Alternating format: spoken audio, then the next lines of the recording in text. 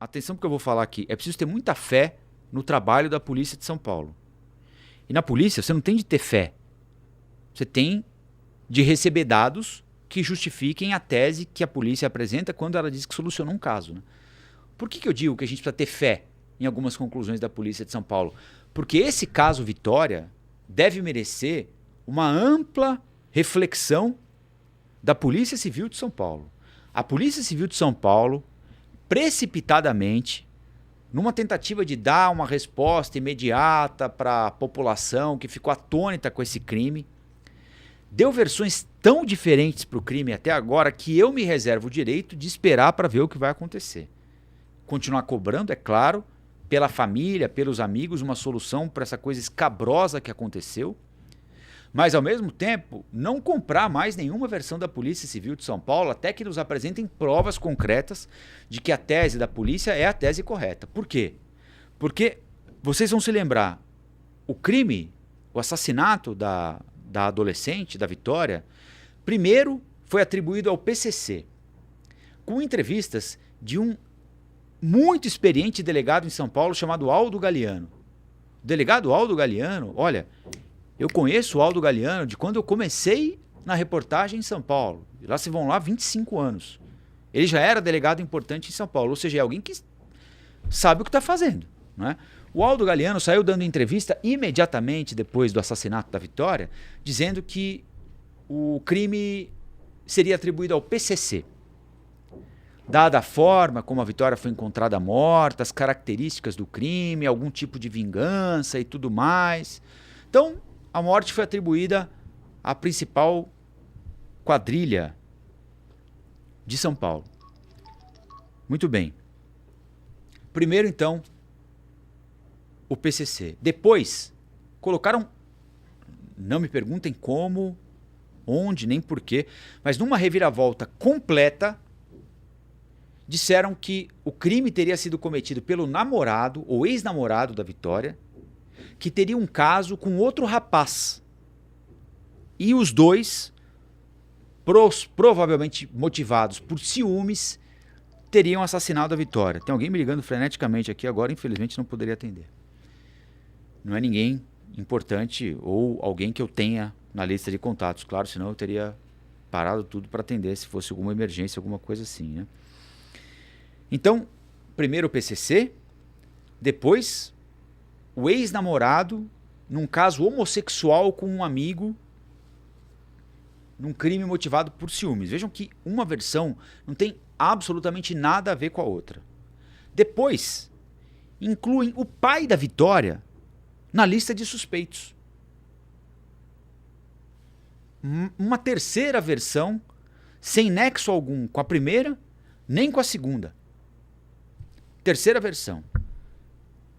No fim de semana, surgiu uma nova versão, uma outra versão, e parece que a polícia está próxima de finalmente comprovar, na sua quarta tentativa, as circunstâncias e a morte da menina Vitória. Estão atribuindo a morte dela agora a um stalker. Stalker é um personagem, geralmente um homem, mas não só. Já houve casos de mulheres também. Neste episódio aqui, neste caso, um homem que perseguia a Vitória. Perseguia insistentemente. Guardava fotos, sabia onde trabalhava, sabia quem eram os amigos, sabia quando saía e quando voltava de um determinado ambiente.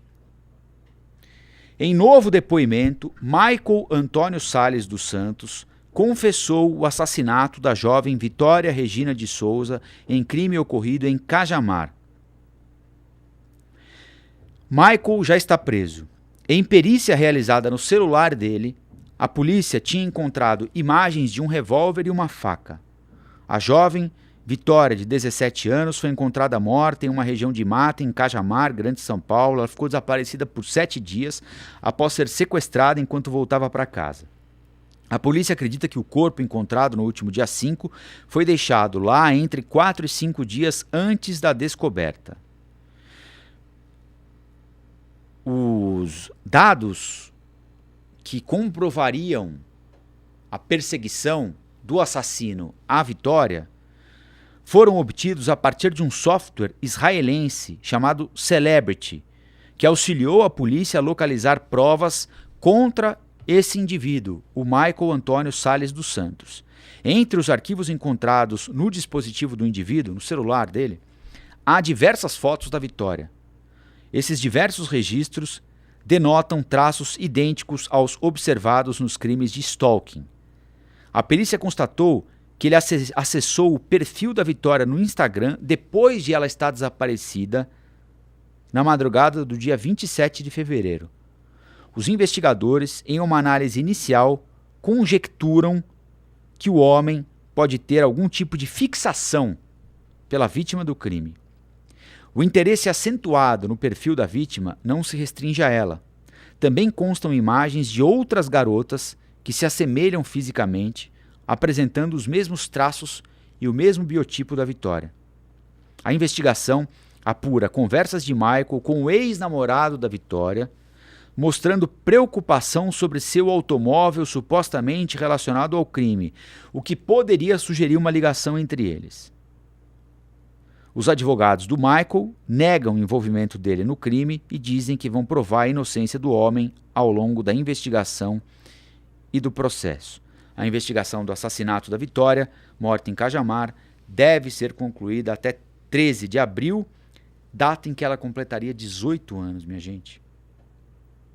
Eles estão esperando agora laudos de necropsia que vão revelar a causa da morte, as lesões, e comparação do DNA da Vitória com amostras de sangue de um dos suspeitos, que deve ser finalizada até o fim da semana. O estágio avançado do corpo dificulta os exames, enfim.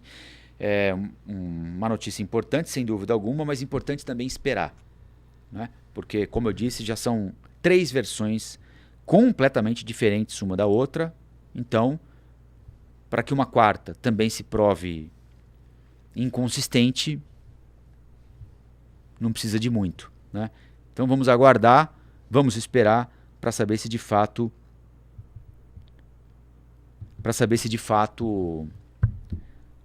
nós temos um problema ou temos uma solução ou não. Olá, aqui é o Rafael Colombo. Gostou do que acabou de assistir? Se inscreva no canal Cortes do Flow News para os melhores momentos. Quer acompanhar os nossos programas na íntegra? Então se inscreva no nosso canal oficial, Flow News.